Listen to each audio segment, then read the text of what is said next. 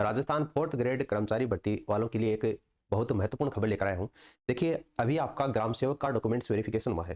ठीक है, किसी परिचित का जानकार का मेरा ग्राम सेवक का डॉक्यूमेंट्स का वेरिफिकेशन था, तो उसके क्या अनुभव थे वो मैं आपके साथ में शेयर करूंगा।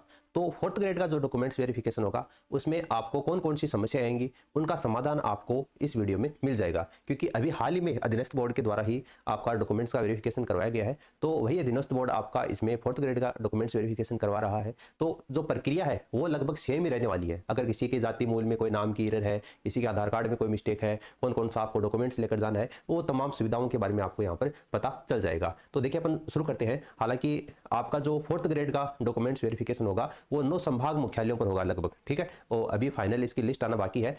कल एक अभ्यर्थी का कमेंट भी आया था कि हमारा डॉक्यूमेंट्स वेरिफिकेशन है वो कब होगा, हमें कैसे पता चलेगा। तो आपकी बकायदा अलग से लिस्ट आएगी, उसमें आपका नाम होगा, आपका रोल नंबर होगा, आपकी दिनांक होगी, कौन से जिले में कौन से स्थान के ऊपर आपका डॉक्यूमेंट्स वेरिफिकेशन होगा, वो तमाम बातें उसमें लिखी हुई होंगी। जैसे ही कोई अपडेट आता है तो वो सूचना आपको प्रोवाइड करवा दूंगा। तो आप हमारे टेलीग्राम चैनल को ज्वाइन कर लेना। देखिए, वीडियो यानी कि ग्राम सेवक का जो डॉक्यूमेंट्स वेरिफिकेशन हुआ था वो आपका अजमेर में हुआ था। राजस्थान कारागार जो संस्थान है अजमेर में, प्रशिक्षण संस्थान, वहां पर ग्राम सेवक का डॉक्यूमेंट्स वेरिफिकेशन हुआ था। आपका जो होगा वो संभाग मुख्यालय पर होगा। तो सबसे पहले अपन बात करते हैं कि आपका जो डीवी है वो कब स्टार्ट होगा। तो ग्राम सेवक का जो डॉक्यूमेंट्स वेरिफिकेशन स्टार्ट होने का कार्य है वो आपका 6 बजे से शुरू हो गया था। तो 6, अब ऐसा नहीं है कि आपको 6 बजे ही पहुंचना है, आप लेट भी जा सकते हैं। जैसे 6 बजे इनका डॉक्यूमेंट्स वेरिफिकेशन करने का कार्य शुरू हुआ था, तो आप 7 बजे 8 बजे भी जा सकते हैं। ऐसा नहीं है कि आपको बाद में एंट्री नहीं दी जाएगी, लेकिन कोशिश करना कि अगर आप 6 बजे तक पहुंच जाएं तो वो सही रहेगा। ये ग्राम सेवक के लिए मैं बात कर रहा हूं। तो आपका जो डॉक्यूमेंट्स वेरिफिकेशन फोर्थ ग्रेड में होगा उसकी भी टाइमिंग लगभग यही रहने वाली है। सुबह 6 बजे से लेकर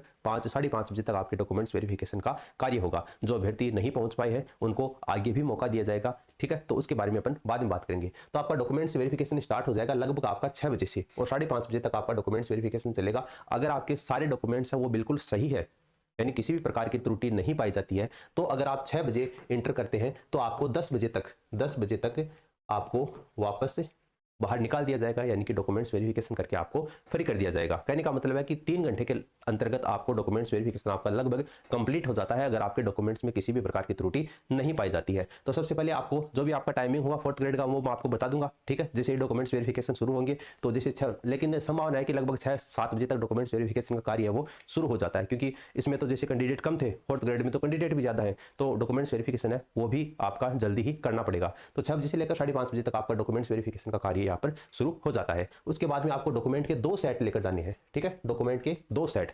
एक सेट तो आपका ओरिजिनल डॉक्यूमेंट्स का होगा, जिसमें आपके 10th की 12th की मार्कशीट है, उसके सर्टिफिकेट है, आपकी ग्रेजुएशन की है, पोस्ट ग्रेजुएशन की है, RSCIT का है, और आपका जो जाति है, मूल है, जितने भी एफिडेविट लगाए हैं, स्क्रूटनी फॉर्म लगाई है, सारे ओरिजिनल डॉक्यूमेंट्स होंगे। और दूसरा सेट होगा उसमें सभी डॉक्यूमेंट्स की क्या होगी, फोटोकॉपी होगी। तो एक सेट तो ओरिजिनल डॉक्यूमेंट्स का और एक सेट आपके फोटोकॉपी का होगा। ठीक है, कुछ डॉक्यूमेंट्स ऐसे होंगे जो आपकी ओरिजिनल ही जमा होंगे, कुछ डॉक्यूमेंट्स ऐसे होंगे जिनकी फोटोकॉपी जमा होगी। जैसे आपने स्क्रूटनी फॉर्म भरा था दोनों, तो उन दोनों स्क्रूटनी फॉर्म है वो ओरिजिनल ही जमा होंगे। इसके अलावा आपका चरित्र प्रमाण पत्र बना है, जिसमें आपके 2 चरित्र प्रमाण पत्र आपने गजेटेड ऑफिसर से अभी बनवाए हैं, वो जमा होंगे ओरिजिनल। लेकिन वो चरित्र प्रमाण पत्र जो आपको अंतिम संस्थान के द्वारा जारी करके दिया गया था, वो चरित्र प्रमाण पत्र की फोटोकॉपी जमा होगी, वो ओरिजिनल जमा नहीं होगा। ठीक है, वो तो कहने को लेने को ले लेंगे, लेकिन आपको वो ओरिजिनल नहीं देना है, उसकी फोटोकॉपी करवा के ले जानी है, वही आपको जमा करवाना है। क्योंकि अंतिम संस्थान के द्वारा जो जारी प्रमाण पत्र है, चरित्र प्रमाण पत्र, वो आपको एक ही बार दिया जाता है, बार बार नहीं दिया जाता है। तो वो आपको ओरिजिनल अपने पास में रखना है। भविष्य में अगर किसी वैकेंसी में आपका नंबर है तो वो फिर से आपको काम में आने वाला है। इसलिए 2 सेट लेकर जाने हैं आपको डॉक्यूमेंट्स के, सारे ओरिजिनल और सभी जो डॉक्यूमेंट्स है उसकी फोटोकॉपी का एक सेट बनवा लेना है। उसके बाद में डॉक्यूमेंट्स वेरिफिकेशन में करवाने जो तो आपका जो एडमिट कार्ड है वो आपके पास में होना चाहिए। बहुत से अभ्यर्थियों की एक ये शिकायत थी, सर एडमिट कार्ड हमारा है वो खो गया है, और नया एडमिट कार्ड डाउनलोड करने के लिए वेबसाइट के ऊपर अभी कोई भी लिंक एक्टिवेट नहीं है। तो मोस्ट प्रोबेबली ऐसा भी हो सकता है कि आपकी जो शिकायत है वो बोर्ड के पास में पहुंच जाए, क्योंकि कोई भी वीडियो वो बनाता हूं तो आप उसको अधिक से अधिक शेयर किया करो, ताकि वो बोर्ड की नज़र में आएगा, तो जो भी समस्याएं हैं उनका निस्तारण भी किया जा सके। तो एक तो ये भी तरीका है कि जैसे डॉक्यूमेंट्स वेरिफिकेशन स्टार्ट हो उस समय एक बार फिर से एडमिट कार्ड की जो लिंक है उसको ओपन किया जा सकता है। तो क्योंकि 1,45,000 अभ्यर्थी है, तो अगर 20-30 हज़ार अभ्यर्थियों के पास में भी अगर एडमिट कार्ड नहीं हुआ तो ये भी एक बहुत बड़ी बात होती है। तो ये भी हो सकता है कि बोर्ड के द्वारा एक बार एडमिट कार्ड डाउनलोड करने की लिंक है वो फिर से भी एक्टिवेट की जा सकती है। तो उस समय तो आप अपना एडमिट कार्ड वो डाउनलोड कर लेना, जिन भी अभ्यर्थियों ने नहीं किया है। और अगर 1% चांस है कि अगर नहीं भी होता है लिंक एक्टिवेट, तो आपका जो स्कोर कार्ड है आप उसको साथ में लेकर जा सकते हो और उसकी एक फोटोकॉपी भी आप करवा लेना। तो आपका एडमिट कार्ड आपको साथ लेकर जाना है, अगर एडमिट कार्ड नहीं है तो आपको अपना स्कोर कार्ड है वो साथ में लेकर जाना है, ठीक है। अब स्कोर कार्ड कैसे डाउनलोड करना है उसके लिए मैंने अलग से वीडियो बना रखा है। बहुत से अभ्यर्थियों का ये कमेंट था कि स्कोर कार्ड डाउनलोड नहीं हो रहा है, तो बिल्कुल हो रहा है। वेबसाइट के ऊपर जाओगे आप तो वहां से डाउनलोड होता है, आप चैनल विजिट करके देख लेना किस तरीके से आपको डाउनलोड करना है, वो मैंने अलग से बता रखा है। उसके बाद में आपकी जो फीस की रिसिप्ट है, अब फीस की रिसिप्ट कौन सी, जो आपने ऑनलाइन स्क्रूटनी फॉर्म भरा है उस समय 100 रुपए की 110 रुपए की आपकी जो फीस जनरेट हुई थी, चालान जनरेट हुआ था, उसकी रसीद आपको लेकर जानी है। इसके अलावा जो स्क्रूटनी फॉर्म है वो आपको लेकर जाना है, ठीक है।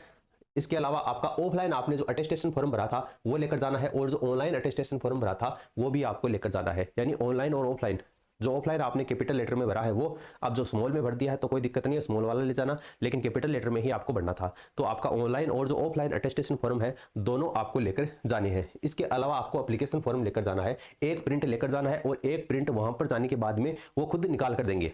जैसा कि ग्राम सेवक में देखा गया है, ग्राम सेवक में जो भी डॉक्यूमेंट्स वेरिफिकेशन करवाने गए थे उन बच्चों को एप्लीकेशन फॉर्म कौन सा, ये तो पता ना आपको। एप्लीकेशन फॉर्म वो जब भर्ती निकली थी स्टार्टिंग में तो आपने आवेदन किया था ना, वो एप्लीकेशन फॉर्म आपके पास में होगा। अगर नहीं है तो आप SSO ID में जाएंगे, वहां पर माई रिक्रूटमेंट पोर्टल में जाएंगे तो वहां पर आपने जितने भी आवेदन किए हैं वो सारे आवेदन की लिस्ट आ जाएगी, और वहां से आप अपना चतुर्थ श्रेणी का जो आवेदन है उसका प्रिंट निकाल कर आपको लेकर जाना है। तो एक आवेदन आपको ये पत्र है, एक प्रिंट इसका लेकर जाना है, और एक प्रिंट आपको वहां पर देंगे। वहां पर देने के बाद में वो बोल देंगे कि वहां पर फलानी बेंच के ऊपर आपका डॉक्यूमेंट्स वेरिफिकेशन होगा, तो उस बेंच के ऊपर आप चले जाइए, तो वहां पर आपको ये जो एप्लीकेशन फॉर्म का प्रिंट है वो आपको लेकर जाना है। तो एडमिट कार्ड है, फीस की रिसिप्ट है, स्क्रूटनी फॉर्म है, ऑनलाइन और ऑफलाइन अटेस्टेशन फॉर्म है, और एप्लीकेशन फॉर्म का प्रिंट है वो आपको लेकर जाना है। इसके अलावा 10th और 12th दोनों साइड, यानी मार्कशीट के दोनों साइड की जो फोटोकॉपी होती है ना, दोनों साइड की फोटोकॉपी आपको करवा कर लेकर जानी है। और 10वीं की मार्कशीट, 12वीं की मार्कशीट, 10वीं का सर्टिफिकेट और 12वीं का सर्टिफिकेट, चारों की 2013-14 से पहले के कैंडिडेट हैं उनकी मार्कशीट और सर्टिफिकेट अलग आता था, 2013-14 के बाद के कैंडिडेट हैं उनके मार्कशीट और सर्टिफिकेट एक साथ आता है। तो ये आप कंफ्यूज मत हो जाना कि हमारे पास तो एक ही चीज़ है ना, मार्कशीट और सर्टिफिकेट दोनों आपको लेकर जानी है, और दोनों की दोनों साइड से फोटोकॉपी करवा कर आपको लेकर जानी है। तो ये बात भी आप ध्यान में रखना, क्योंकि ये ग्राम सेवक की जो डॉक्यूमेंट्स वेरिफिकेशन हुआ था उसमें देखा गया था दोनों साइड के जो फोटोकॉपी है वो लेकर उनको जानी थी। इसके अलावा बर्थ सर्टिफिकेट, अब बर्थ सर्टिफिकेट क्यों, क्योंकि कुछ अभ्यर्थी ऐसे हैं जिन्होंने जो 10वीं है वो ओपन बोर्ड से की है या और किसी यूनिवर्सिटी से की है, ठीक है। तो उस स्थिति में अगर आपके 10वीं की मार्कशीट में डेट ऑफ बर्थ नहीं है तब आपको बर्थ सर्टिफिकेट लेकर जाना है।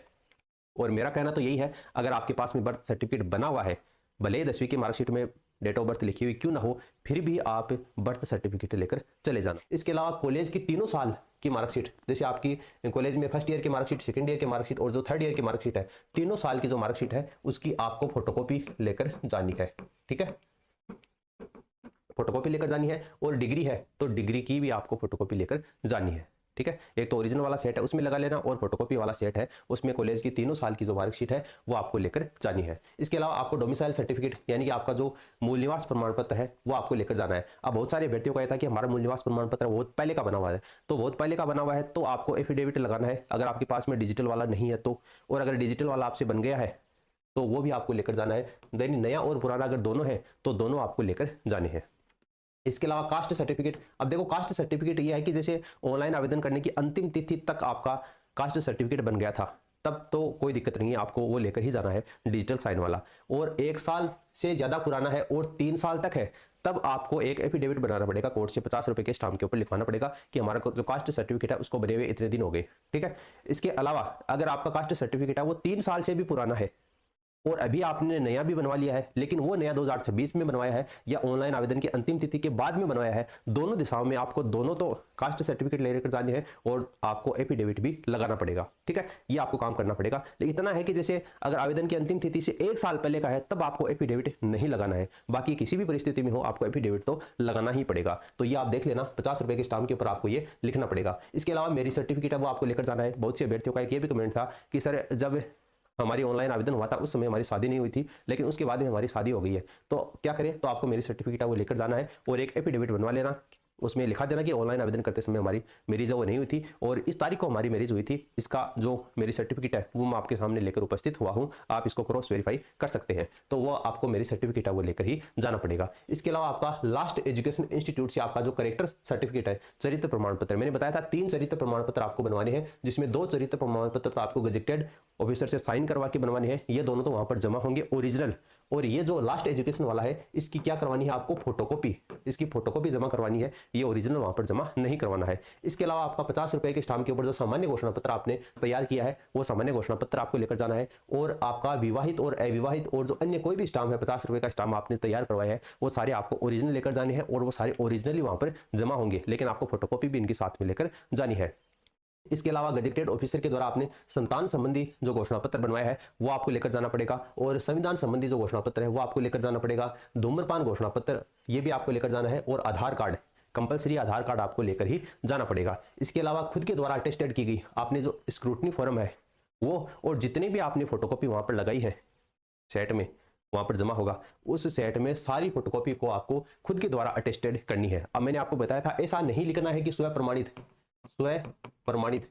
ऐसा नहीं लिखना है, आपको सीधे अपने साइन करनी है, ठीक है, सीधे अपने साइन करनी है। ये जो लाइन है स्वयं प्रमाणित या सेल्फ अटेस्टेड, ये लाइन आपको नहीं लिखनी है, केवल खुद के वहां पर साइन करने हैं। इसके अलावा 5 से 6 फोटो आपको लेकर चले जाना है, यानी कि कहने का मतलब है सीधे 5 फोटो आपको कम से कम वो लेकर जानी है। 1-2 फोटो वहां पर आपकी पेस्ट हो जाएगी और बाकी के जो 2-3 फोटो है वो आपको अपने पास में रखनी है, कोई दिक्कत नहीं है, वापस आ जाएंगे, ठीक है। इसके अलावा आपको एफिडेविट, जो भी आपकी मिस्टेक हो गई है, जैसे आधार कार्ड में अगर कोई मिस्टेक है आपका अपडेट होकर नहीं आया है, मूल निवास प्रमाण पत्र, जाति प्रमाण पत्र में अगर आपके नाम में मिस्टेक है, आपके पिताजी के नाम में मिस्टेक है, नाम की स्पेस में मिस्टेक है, आपकी डेट ऑफ बर्थ में मिस्टेक है, कोई भी मिस्टेक है आपको, तो उसका आपको एफिडेविट बनवाना है और वो एफिडेविट आपको साथ में लेकर जाना है। इसके अलावा मार्कशीट है, कास्ट सर्टिफिकेट है, डोमिसाइल सर्टिफिकेट है, इन सभी आपके वहां पर ओरिजिनल चेक होंगे और ओरिजिनल चेक होने के बाद में आपको वो वापस दे देंगे। आप जिस थैली में लेकर जाएंगे, आप जिस फाइल में लेकर जाएंगे उसमें आप वापस डाल देना। तो ये आपका डॉक्यूमेंट्स वेरिफिकेशन होने का कार्य है वो कुछ इस तरीके से होगा। तो इस वीडियो को आप अपने दोस्तों के साथ में शेयर कीजिए ताकि वो भी अगर उन्होंने किसी तरीके का डॉक्यूमेंट्स है वो अभी तक तैयार नहीं करवाया है तो वो तैयार करवा सकें। और आप हमारे टेलीग्राम चैनल को ज्वाइन कर लेना, उसकी लिंक आपको नीचे कमेंट सेक्शन में दे रखी है। और अभी भी आपका कोई सुझाव है या कोई शिकायत है तो आप नीचे कमेंट सेक्शन में कमेंट कर सकते हैं। मिलते हैं नेक्स्ट वीडियो में, धन्यवाद।